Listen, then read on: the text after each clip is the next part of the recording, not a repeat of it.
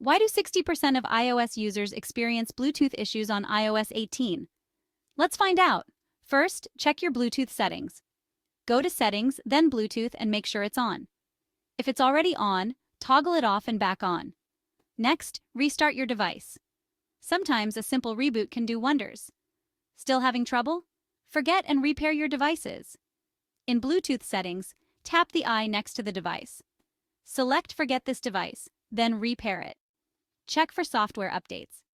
Go to Settings, then General, then Software Update. Download and install any available updates. Reset network settings if needed.